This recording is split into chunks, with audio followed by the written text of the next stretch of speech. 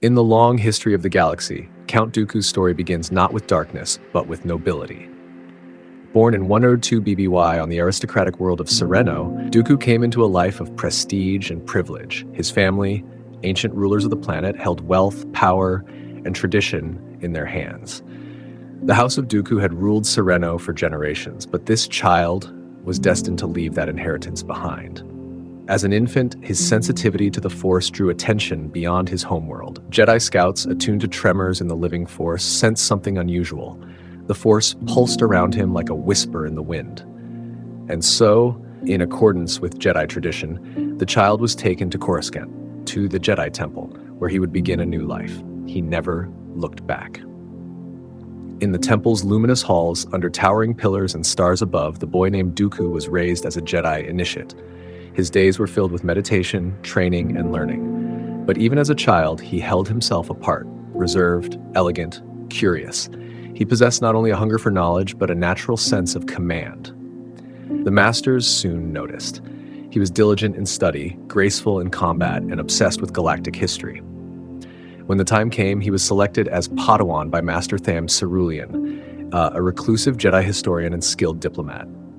Under Cerulean's patient tutelage, Dooku traveled the galaxy, learning not only the way of the Force, but the deeper truths behind it, the power of tradition, the fragility of politics, and the nuance of morality.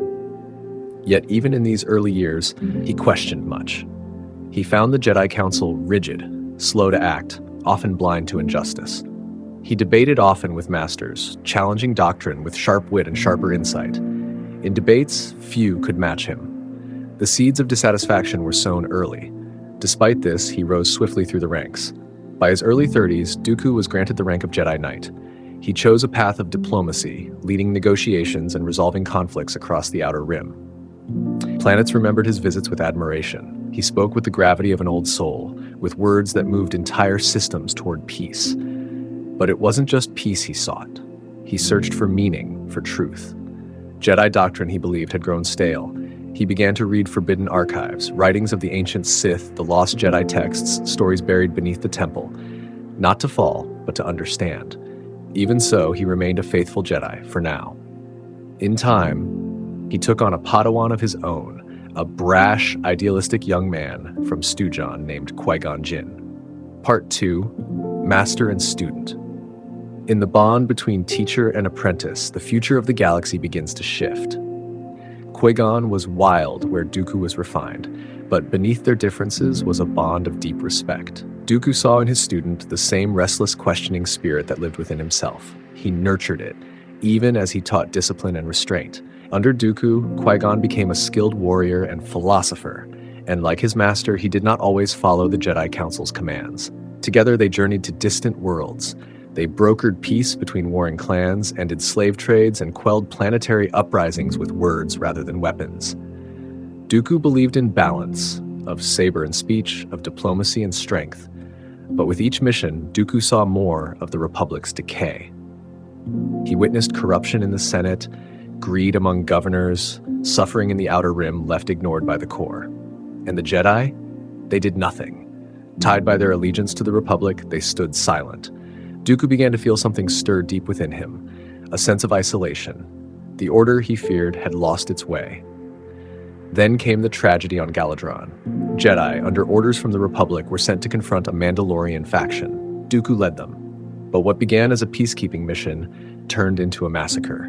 Misled by false intelligence, Dooku and his Jedi struck down Mandalorians defending their own territory. Dozens died, needlessly. He returned to Coruscant in silence. The Council called it a necessary act. But Dooku felt the burden of every life lost. He began to withdraw. He resigned as Qui-Gon's master shortly after.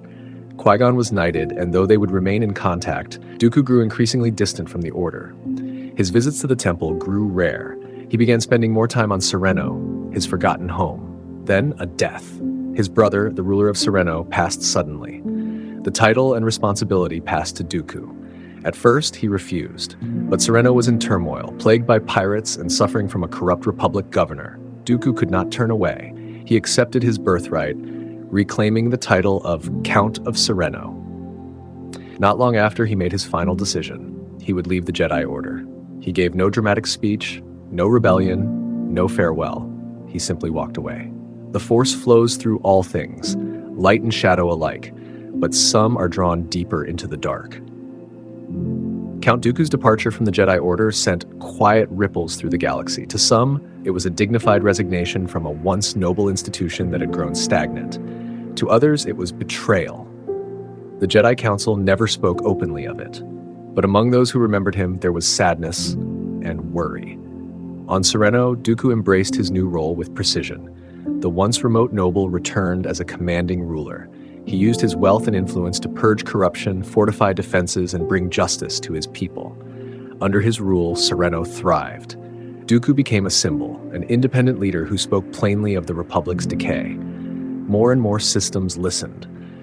But even as his reputation grew, so did his distance from the light. No longer bound by Jedi doctrine, Dooku sought forbidden knowledge in earnest.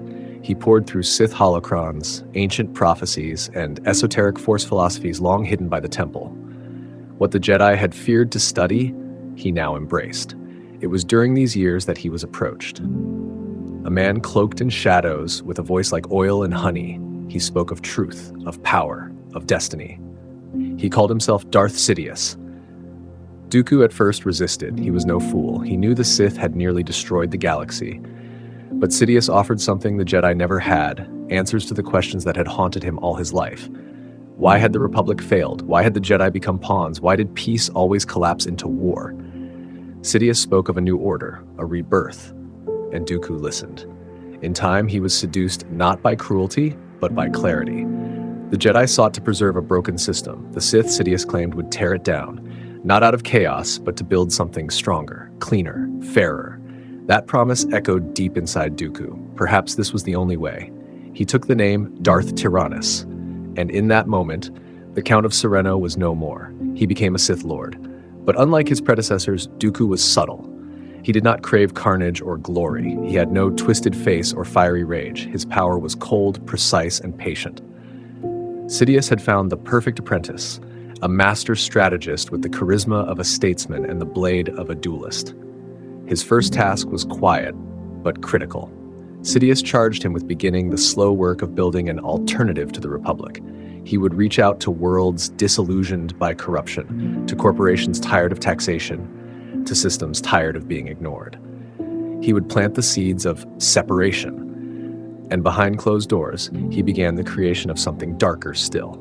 The Force flows through all things, light and shadow alike, but some are drawn deeper into the dark. Count Dooku's departure from the Jedi Order sent quiet ripples through the galaxy. To some, it was a dignified resignation from a once noble institution that had grown stagnant. To others, it was betrayal. The Jedi Council never spoke openly of it, but among those who remembered him, there was sadness and worry. On Serenno, Dooku embraced his new role with precision. The once remote noble returned as a commanding ruler. He used his wealth and influence to purge corruption, fortify defenses, and bring justice to his people. Under his rule, Serenno thrived. Dooku became a symbol, an independent leader who spoke plainly of the Republic's decay. More and more systems listened, but even as his reputation grew, so did his distance from the light. No longer bound by Jedi doctrine, Dooku sought forbidden knowledge in earnest. He poured through Sith holocrons, ancient prophecies, and esoteric Force philosophies long hidden by the Temple. What the Jedi had feared to study, he now embraced. It was during these years that he was approached. A man cloaked in shadows with a voice like oil and honey. He spoke of truth, of power, of destiny. He called himself Darth Sidious. Dooku at first resisted. He was no fool. He knew the Sith had nearly destroyed the galaxy. But Sidious offered something the Jedi never had, answers to the questions that had haunted him all his life. Why had the Republic failed? Why had the Jedi become pawns? Why did peace always collapse into war? Sidious spoke of a new order, a rebirth. And Dooku listened. In time, he was seduced not by cruelty, but by clarity. The Jedi sought to preserve a broken system. The Sith, Sidious claimed, would tear it down, not out of chaos, but to build something stronger, cleaner, fairer.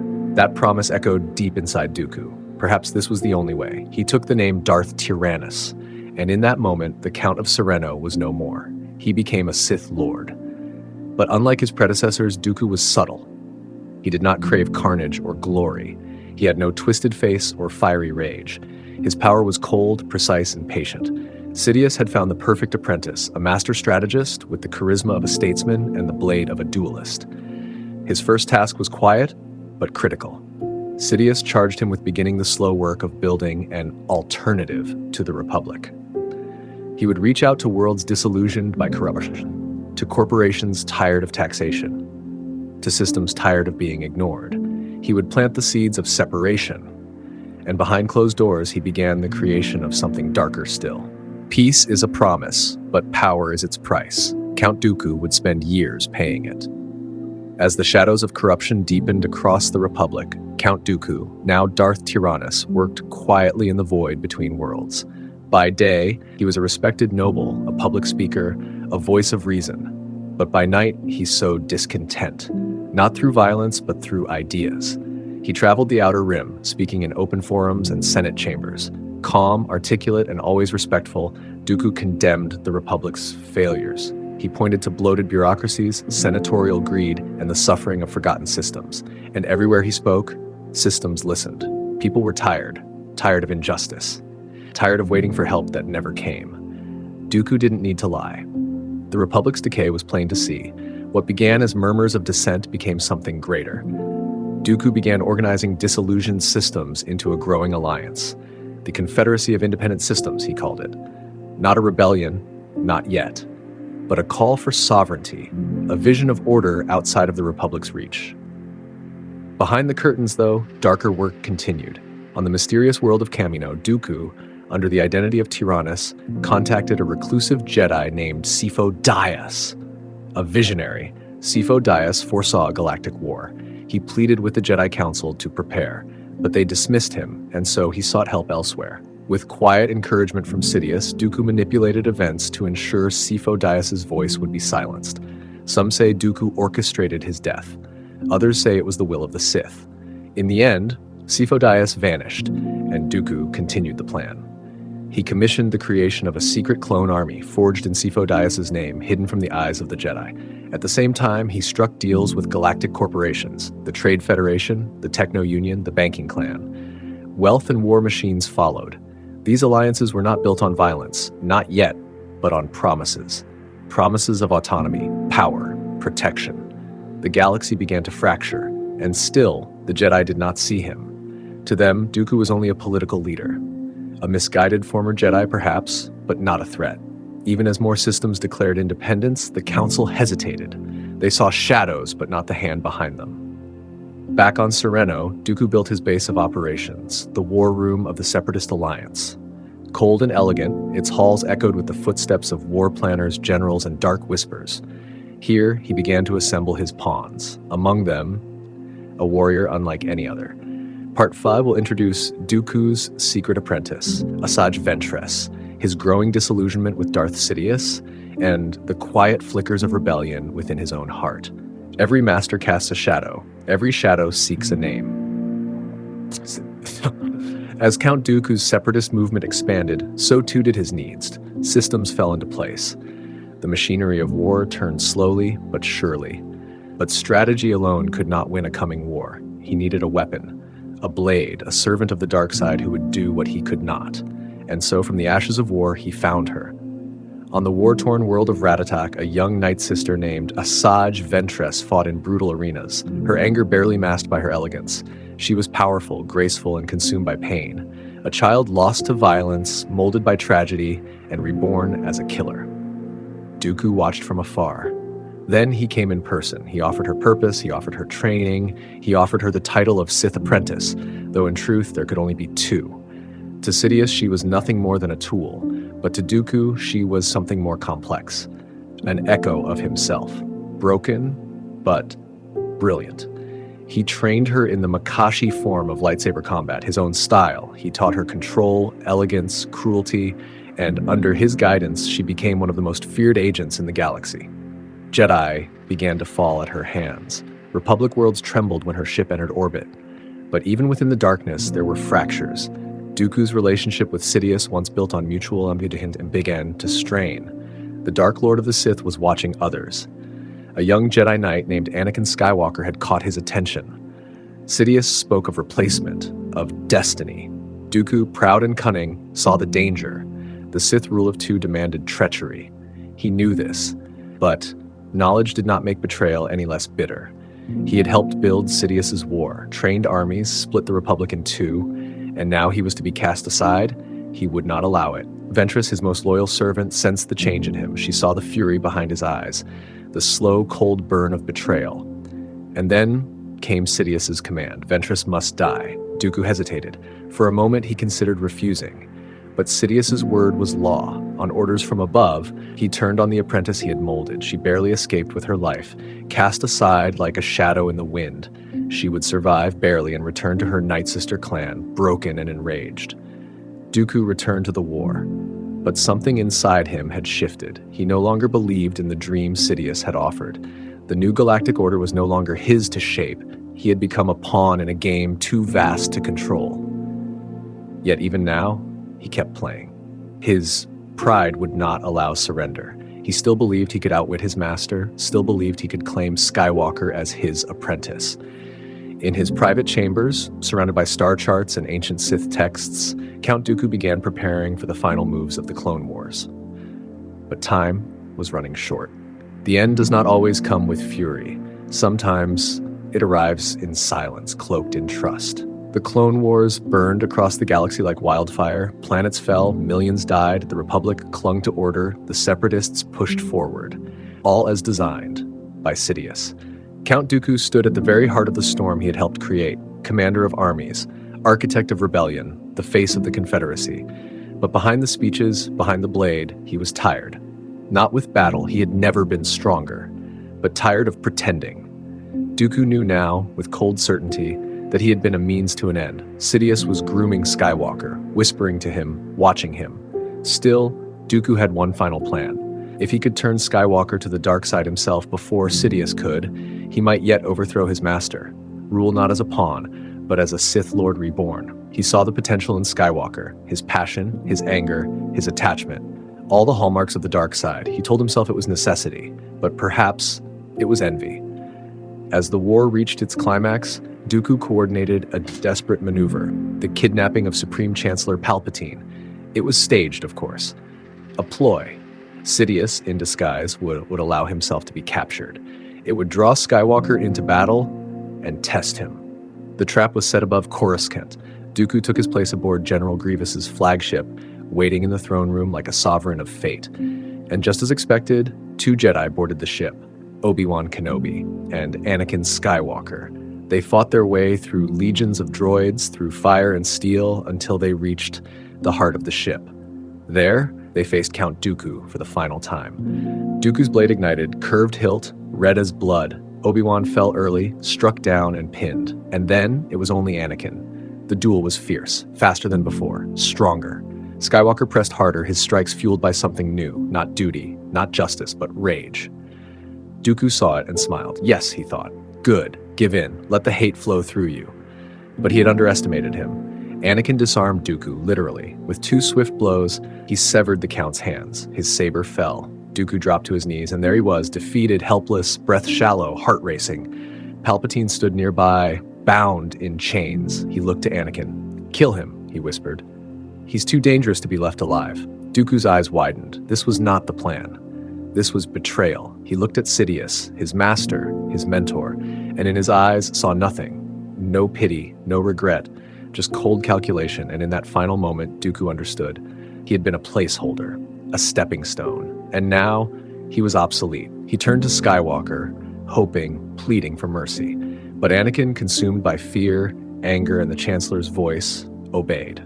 With one clean stroke, it was over. The head of Count Dooku fell. No one mourned him. His body was left aboard the burning ship, his legacy buried beneath the ruins of war. His name remembered not as a Jedi, not as a ruler, but as a traitor.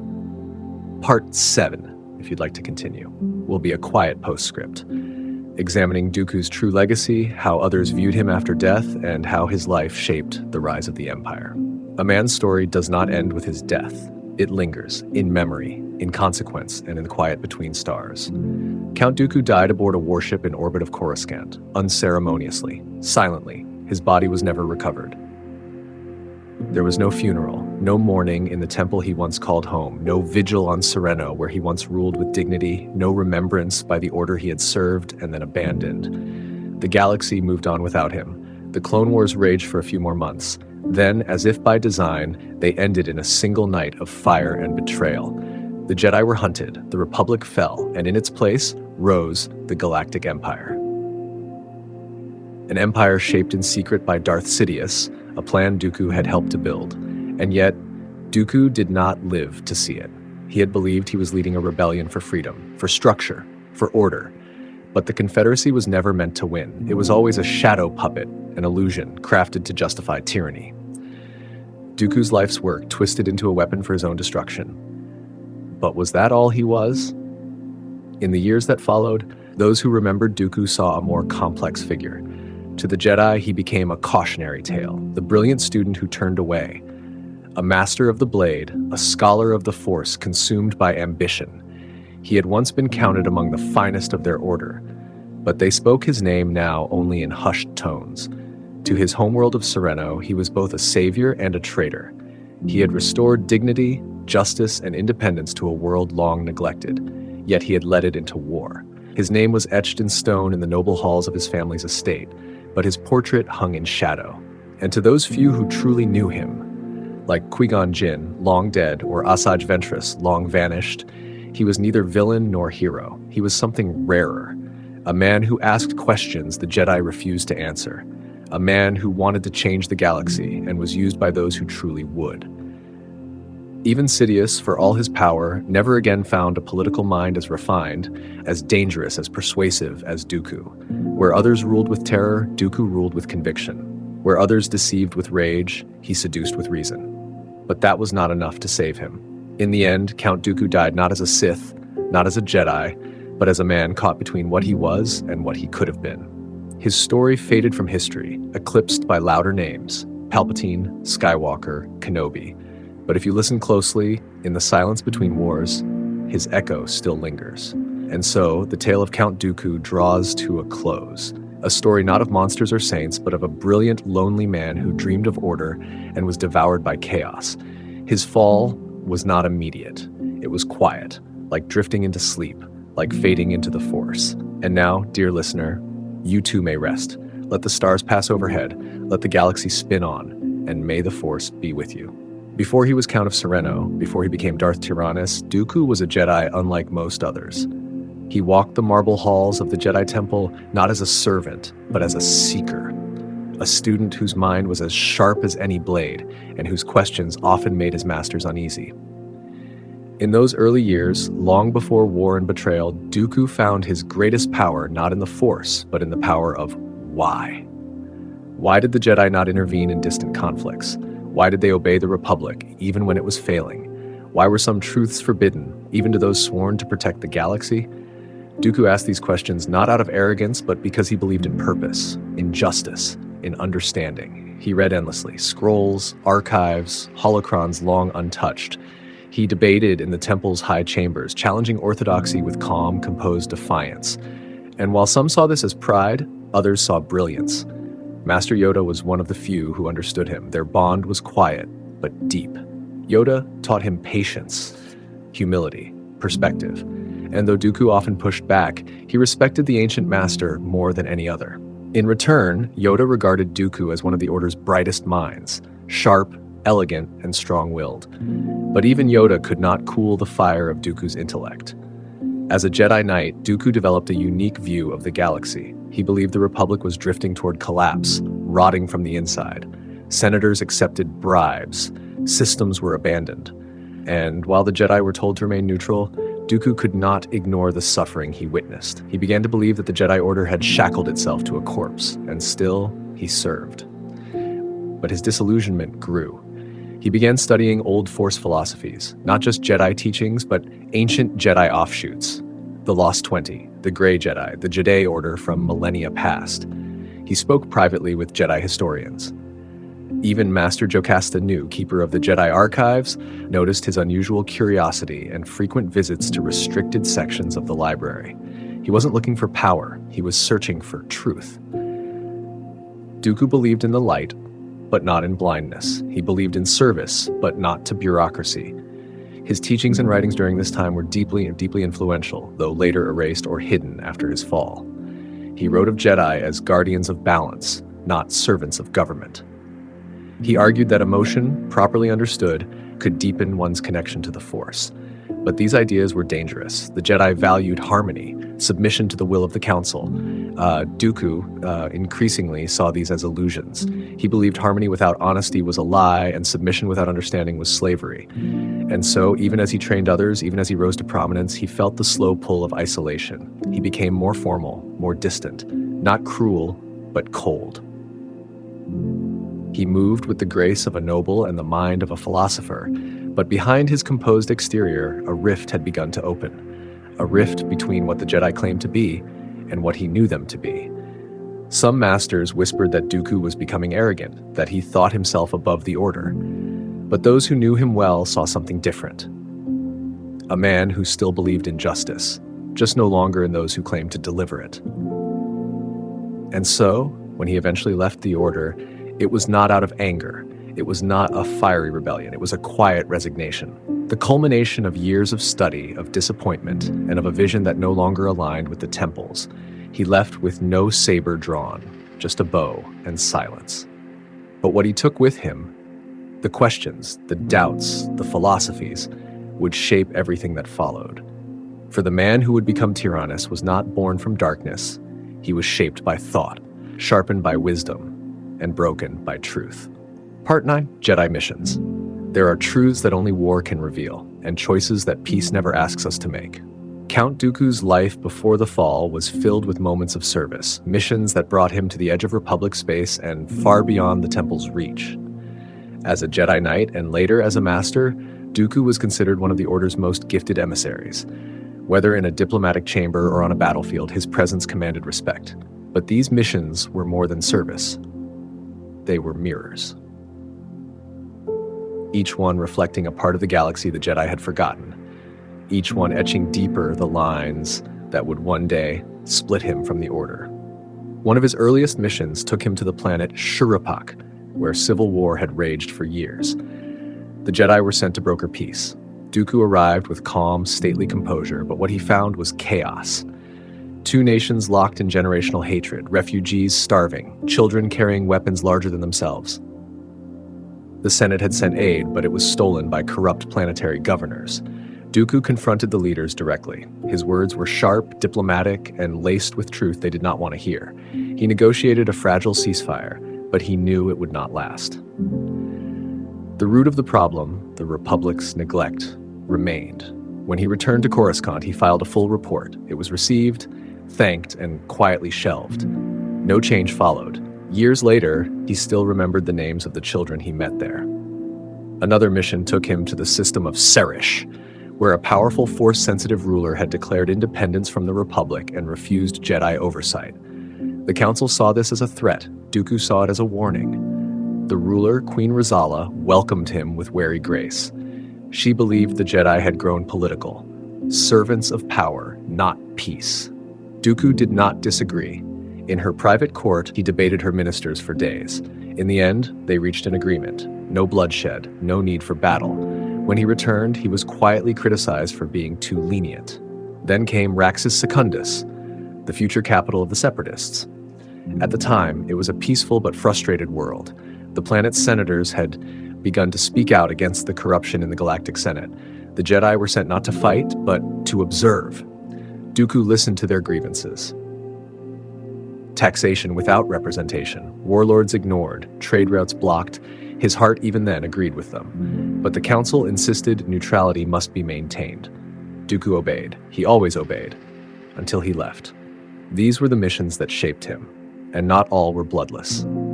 On the world of Baz Pity, a Jedi task force was sent to prevent an uprising by a radical group wielding ancient Force relics. The operation turned violent.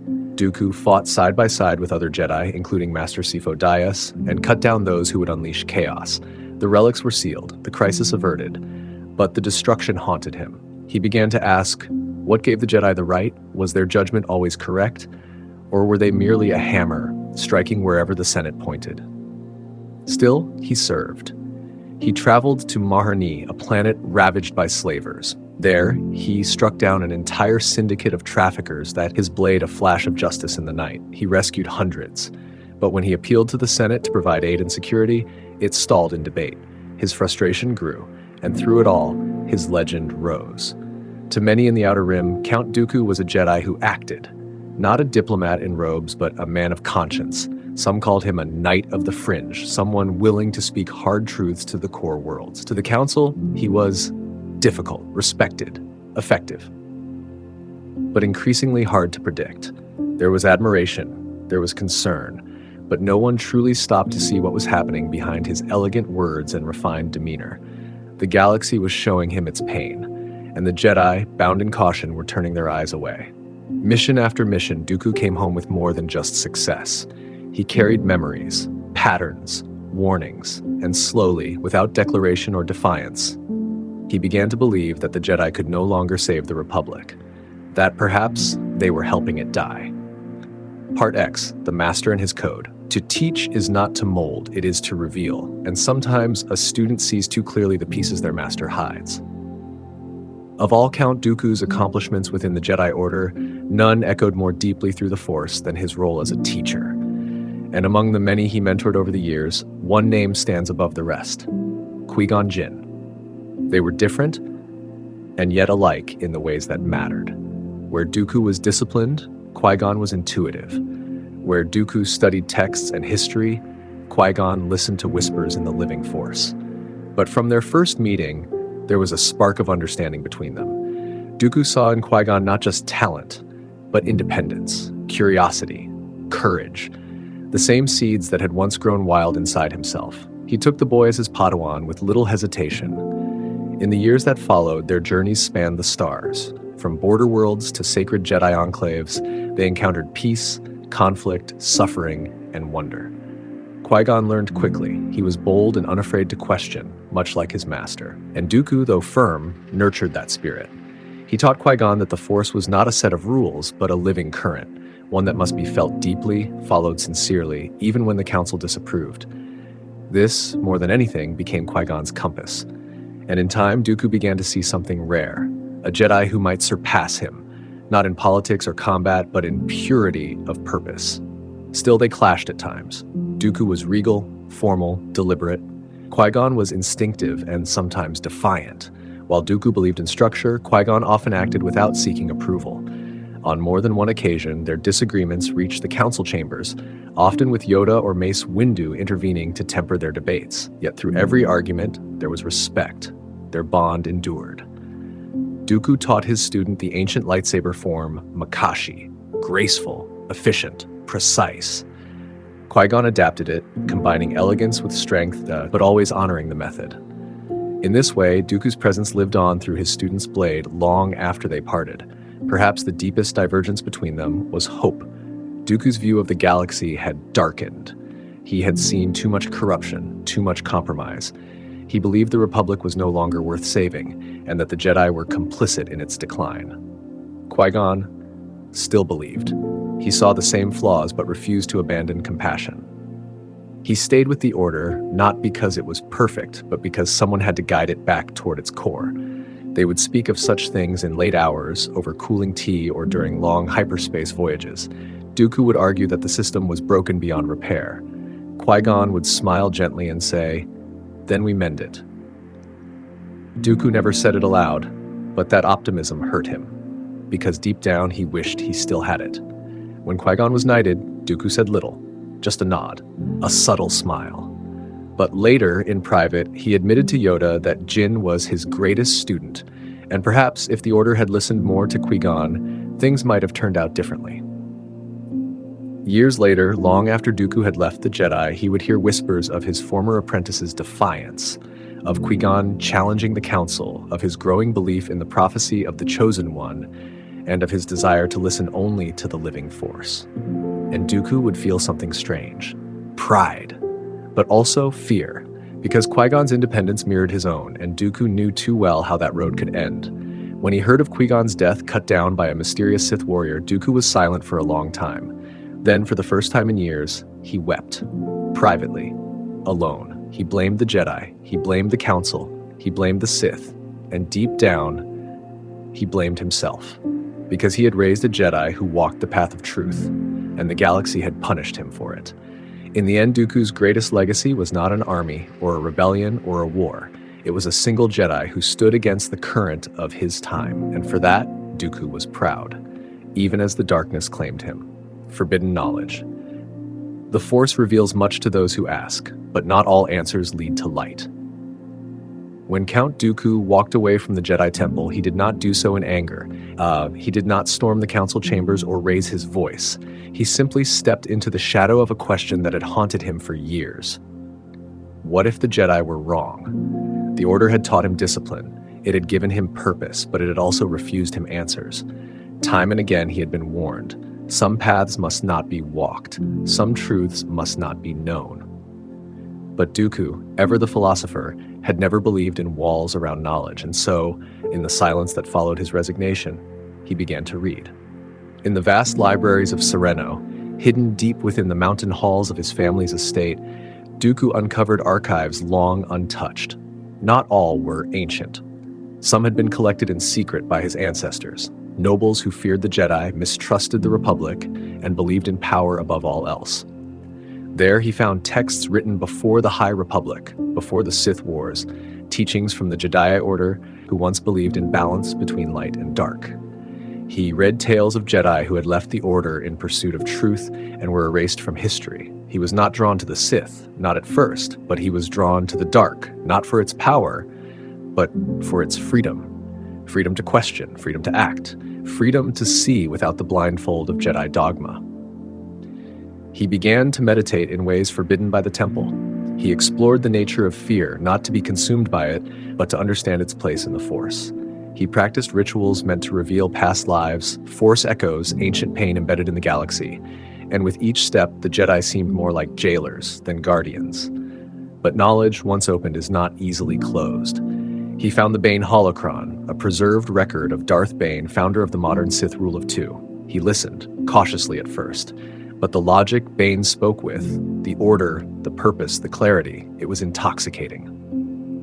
The Jedi decay through stagnation, the holocron whispered, but the Sith evolve through trial. The strong survive, the strong endure. Still, Dooku did not declare himself a Sith, not yet. He began corresponding indirectly with scholars, Force heretics, disillusioned former Jedi. He learned of Sith lords who had operated in secret long after their supposed extinction. Some had manipulated trade, politics, and history from behind veils of deception. Dooku realized what he had always suspected. The Sith had never been truly gone. And then the veil was lifted. He was contacted by a figure of immense power and flawless poise, Darth Sidious, the hidden Dark Lord. But he did not introduce himself as a monster. He came to Dooku as a man of reason, a reformer, someone who, like Dooku, had watched the Republic rot from within and had lost faith in its false peace. Their meetings were rare, always secret. But over time, Sidious offered more than just agreement. He offered partnership.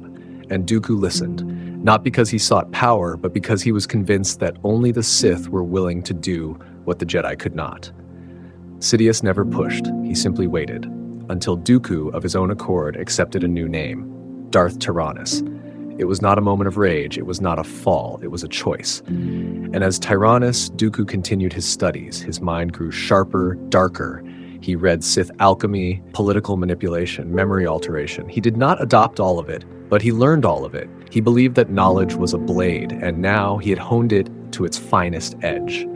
What he didn't know was that he had also become a pawn. Sidious had no intention of building a galaxy ruled by enlightened Sith philosophers. He only needed Dooku long enough to bring chaos, long enough to bring war. The moment Dooku stopped being useful, Sidious would find another. But Dooku, in his pride, believed he could control the tide, that he could use the darkness without drowning in it. He thought he would build a new order. He thought he would outplay his master. He thought he understood the dark.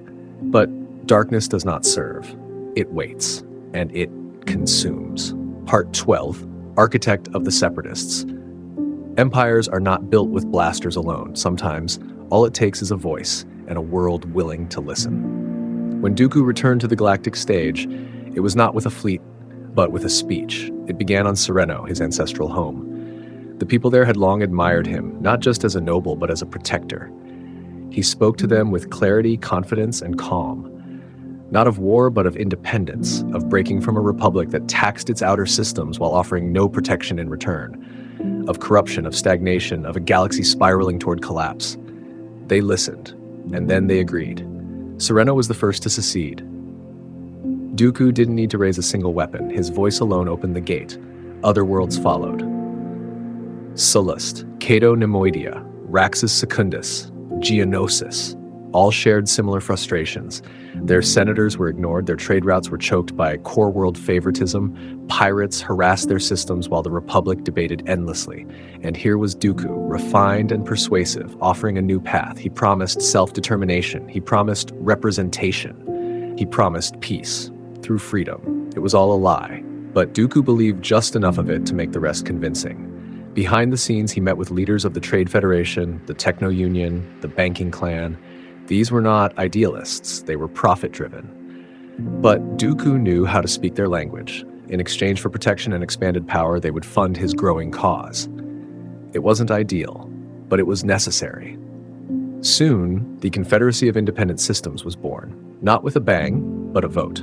A political body of thousands of star systems united by disillusionment and led by a former Jedi Master with charm, gravity, and vision.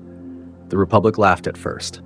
Then it panicked. And still, the Jedi did not see what was happening. Not clearly. Dooku appeared to them as a radical but not a Sith. They underestimated his reach, his influence, his patience. And that was his greatest weapon. Because Dooku did not rush to war, he let the Republic crumble under its own weight. He simply gave it a nudge. In the secret chambers of Sereno, Dooku met with Sidious. The plan was moving forward. Slowly, precisely. Their roles were clear. Sidious would manipulate the Republic, Dooku would lead the rebellion, the Jedi would be caught in the middle. And when the war came, both sides would fall. Dooku played his part with masterful subtlety. He commissioned droid armies from Geonosis. He trained General Grievous in secret. He met with galactic delegates behind closed doors and planted ideas like seeds, fear, suspicion, division. He also sent agents into the Republic, some political, some deadly. He created confusion, tension. A galaxy stretched thin, and all the while, he spoke in peace. He gave interviews, addressed the Senate remotely. He was never angry, never emotional, only disappointed in the system he once served. It was a mask that fit him well, because beneath the polished words and folded hands, the Sith Lord waited. And yet, Dooku believed the Confederacy could be more. He imagined a future beyond Sidious, beyond deception, a galactic government rebuilt with logic, fairness, and strength. He believed that if he could shape the separatists into something real, something good, he could one day overthrow Sidious himself. He was not wrong in what he saw. He was only wrong in thinking he had time. Because even as he plotted, Sidious was plotting too. Not for balance, not for peace, but for an empire. And when that empire rose, Dooku's rebellion would become nothing more than its excuse. But for now, the galaxy spun, and Dooku watched, patient and composed, as systems fell into his orbit. Not by force, by choice. In this chapter, we explore Dooku as one of the greatest duelists in Jedi and Sith history, as well as a military mind whose precision shaped the war. Part duelist and strategist. There are warriors who fight with strength, and then there are those who fight with intention. Count Dooku did not see the lightsaber as a weapon. He saw it as a philosophy, where many Jedi chose the aggressive, kinetic styles of Soresu or Gem, so Dooku embraced something older, something elegant. He mastered Makashi, the second form of lightsaber combat, designed not for brute power, but for precision, efficiency, control. Makashi was a dueling art meant to meet another blade with grace rather than force. It required posture, discipline, and a refined mind. It was an art of minimalism, every motion calculated, every strike deliberate. And in Dooku's hands, it was beautiful and deadly. His curved hilt lightsaber, unlike any other in the Order, was crafted to enhance this form. It allowed for more fluid wrist motion and tighter angles, perfect for fencing-like strikes. He didn't overpower his opponents, he dismantled them, one piece at a time. As a Jedi, he sparred with some of the finest duelists in the temple, and almost never lost. Mace Windu once said that in a pure lightsaber duel, Only Yoda could defeat Dooku, and even then, it was not certain. But Dooku's brilliance extended beyond the blade. In the Clone Wars, he commanded armies with the same poise. He was not a general who charged into battle blindly.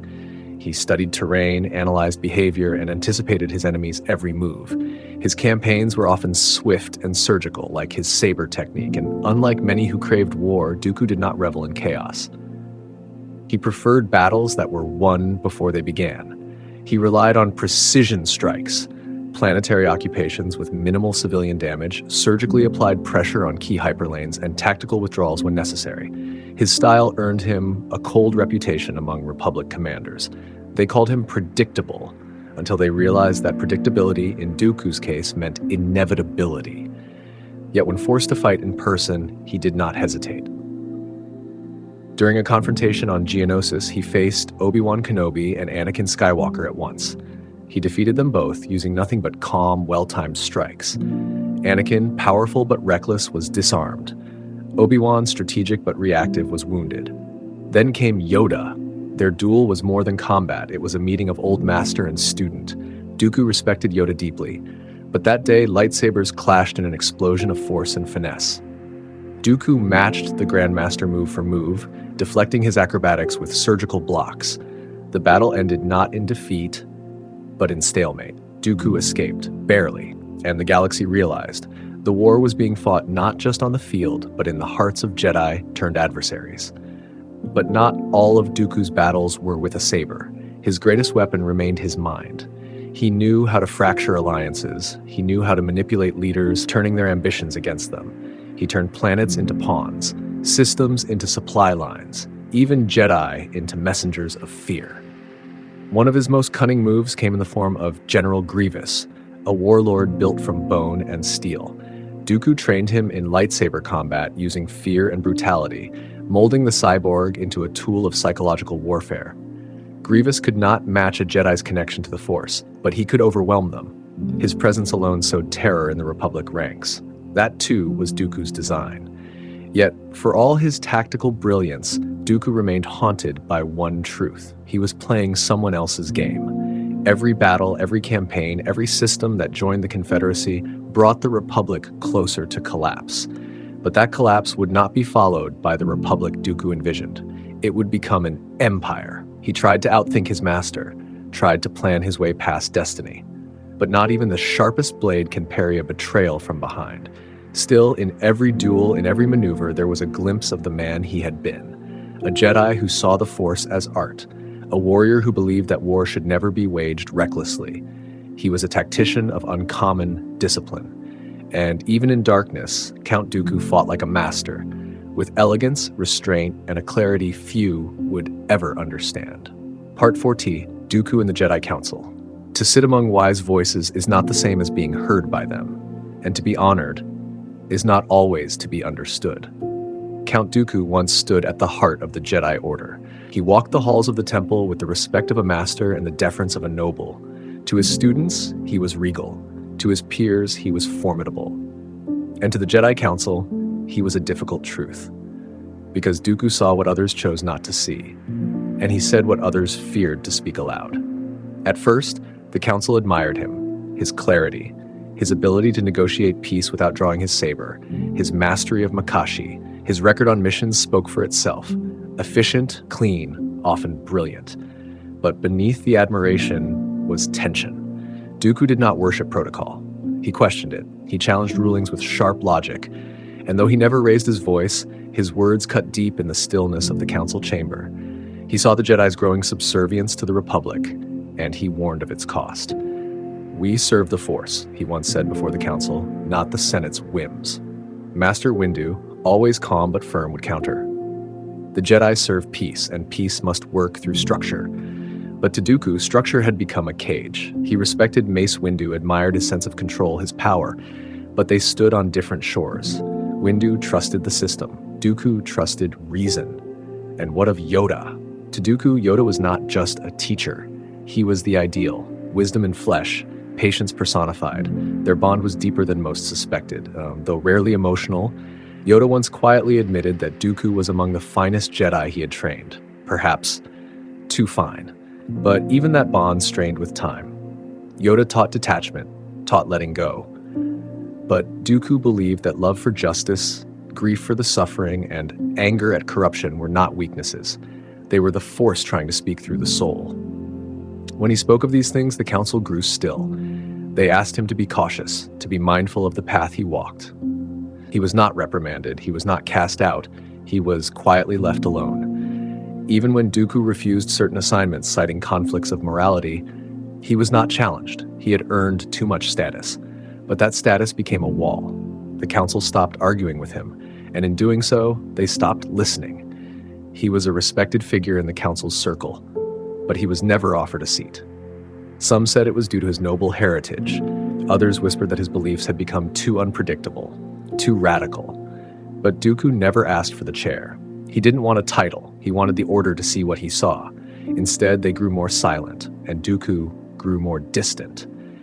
His last years in the temple were marked by rare appearances, long absences, increasingly sharp criticisms of Republic policy. He called the Jedi overextended, said they were no longer peacekeepers but political instruments, tools, puppets. No one responded. Even Master Ki-Adi-Mundi, a calm and thoughtful voice on the council, began to speak of Dooku as a potential risk, not for his power, but for his influence. Yet Dooku was not angry. He was saddened. The place he had once called home had become a fortress of silence. When he left the Order, there was no confrontation, no duel, no great clash of ideology, just a simple statement: I will no longer serve. Some of the council members believed he would return. He did not. And when rumors of his political speeches began to circulate, his leadership of secessionist movements, the council officially labeled him as a political dissenter. Some still resisted the word enemy, but others no longer hesitated. Still, Yoda remained quiet. When Obi-Wan later reported that the Dooku had allied with the Sith, Yoda's ears lowered. His gaze fell. He had feared this moment, and perhaps he had helped create it. For what choice had they given him? What path had they left open? Dooku had tried to warn them, and when they refused to hear, he stopped speaking. The bond between Dooku and the Jedi Council did not shatter all at once. It faded, like a candle burning low in a room no one entered anymore. Shall I continue with Part 4, The Nightsisters in the Dark? This chapter explores Dooku's alliance with the mysterious Nightsisters of Dathomir and his turbulent relationship with his assassin apprentice, Asajj Ventress. Part Fate, The Nightsisters and the Dark. Some shadows do not fall, they rise, and in their silence, even the Sith feel uncertain. In the great game of the Clone Wars, Count Dooku played many roles: statesman, commander, saboteur, but few knew that behind the careful diplomacy and polished speeches, he also forged darker pacts, ones older than the Republic, and far more dangerous. Among these shadows stood the Nightsisters of Dathomir. Wielders of an ancient primal branch of the Force, called magic by some, the Nightsisters were not Jedi nor Sith. They were a matriarchal order, hidden on a world cloaked in mist and death. Their rituals called spirits. Their weapons were illusions, poisons, whispers that could kill, and their loyalty belonged only to each other. But Dooku saw opportunity. He needed a weapon, someone swift, ruthless, powerful. A blade he could wield from afar, a presence to sow fear across the galaxy. He would not risk a second Sith apprentice. Not openly. That would defy the rule of two. But in secret, he could train something close. Her name was Asajj Ventress. She had been born in violence, forged in slavery, hardened by war. When Dooku found her on the brutal world of Rat-Attack, she was already a killer. Her strength in the Force was raw but real. She had no illusions of peace, only the drive to survive and to destroy those who had hurt her. Dooku saw himself in her, not the noble he once was, but the man he had become. He trained her in lightsaber combat, shaping her style in the mold of Makashi, his own discipline. He refined her rage into control, her pain into precision. She took to the teachings with chilling ease, becoming one of the most feared assassins in the galaxy. To others, she was merely Dooku's servant. But in secret, she was something more, a student. Not a Sith Lord, not officially, but certainly not just an apprentice of convenience. He called her his assassin. Yet, in the deep spaces between orders and missions, he gave her the knowledge that few outside the Sith ever touched. She carried out his darkest assignments. She killed Jedi, infiltrated systems, sabotaged fleets, And still, her bond to Dooku deepened, not in loyalty, but in need. She sought his approval, his direction, his recognition. But the Sith know no loyalty, only usefulness. When Darth Sidious discovered Ventress's growing power, he grew uneasy. The rule of two had no room for ambition beneath the surface. Sidious summoned Dooku and gave him a command, as cold as it was final: she must die. Dooku hesitated, not from love, but from strategy. Ventress was effective, efficient, but obedience was absolute. And so, during a mission, he betrayed her, ordering her death through a fleet-wide ambush. She escaped, wounded and betrayed. She returned to Dathomir, her heart burning with vengeance.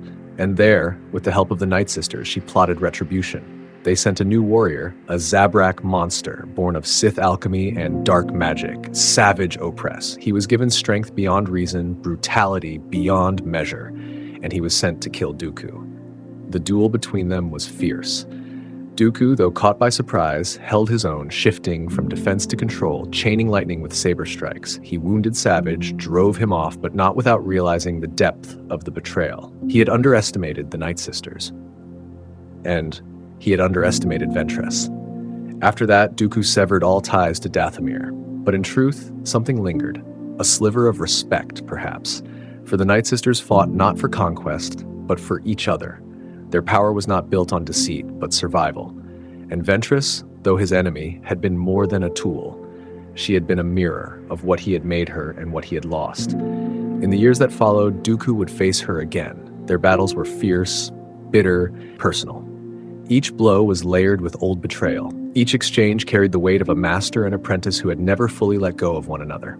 And yet, for all their hatred, there was something more. A recognition.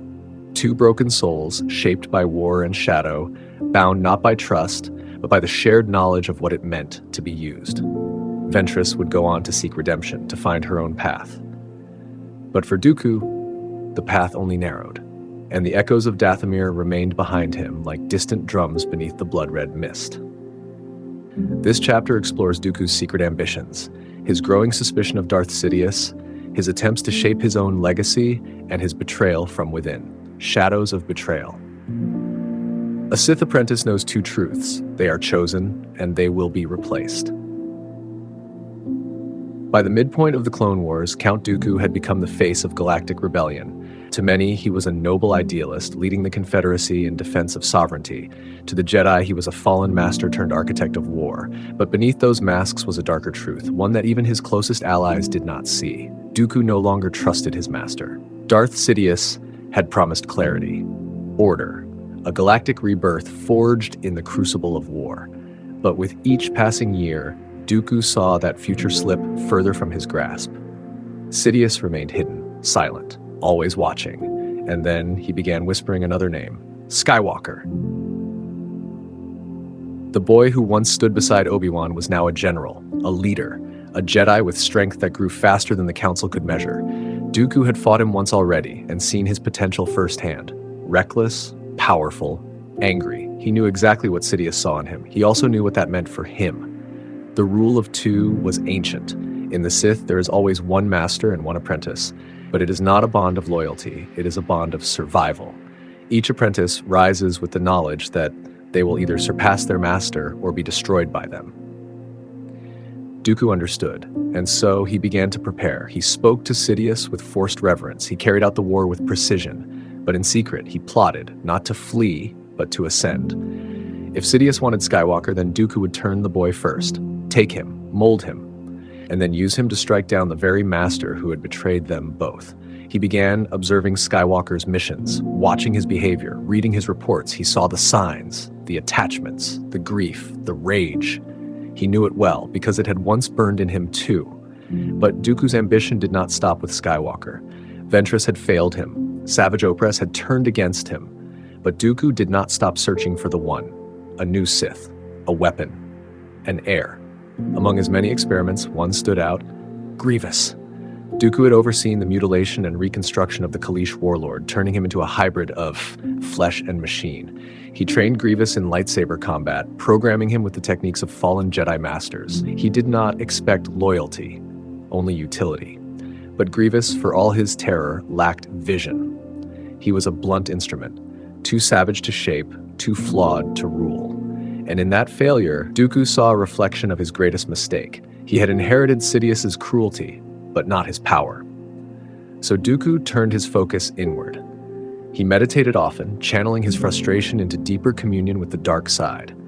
His force abilities grew sharper. He could choke life from across a battlefield, send bolts of crimson lightning from his fingertips, sense the thoughts of those who served him. And yet, the darkness did not comfort him. It only reminded him what he had become.